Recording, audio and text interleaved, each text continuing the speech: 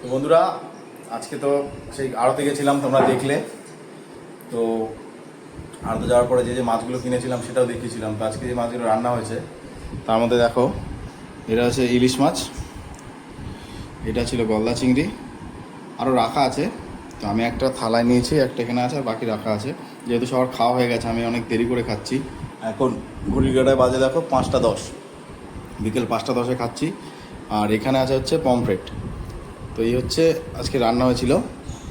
না, বাড়িতে কোনো অনুষ্ঠান না, হঠাৎ ইচ্ছে হলো, তো তাই মনে হলো একটু খাওয়া দাওয়া করি, এই জন্যে আর কি, আর কিছুই না। নতুন ইলিশ উঠেছে কিন্তু তবুও পাইনি কাঁচা ইলিশ, তো খুব ইলিশ খেতে ইচ্ছে করছিল। তো আজকে একটু বড় সাইজ ইলিশ পেয়েছিলাম, তোমরা তো দেখলেই। তো সেই ইলিশগুলোই আজকে নিয়ে রান্না করেছে মা। দেখা যাক কেমন কী হয়েছে। এই হচ্ছে সেই লবস্টার, এটাকে লবস্টারই বলা যায়।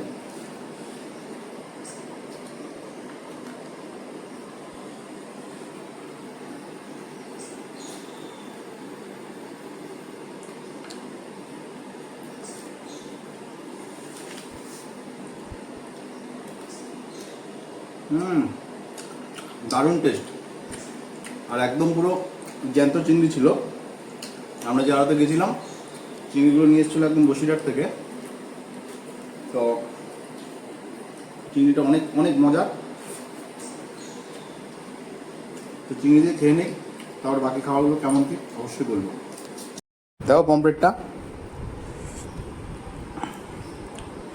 তোমরা কে কীরকম পমফ্রেট খেয়েছো অবশ্যই কমেন্ট করো।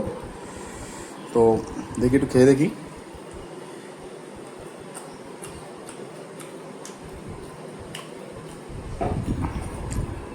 মা, এই পমফ্রেট কী দিয়ে রান্না হয়েছে? তোমার কাজু বাদাম বাটা, পোস্ত বাটা, সাদা তিল, সর্ষে বাটা, নারকেলের দুধ। বাহ, দেখো কি সুন্দর লাগছে।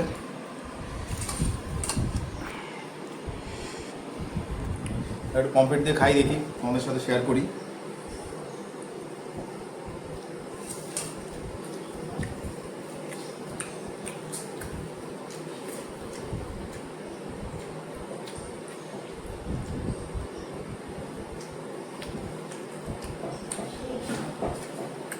অনেক মজা।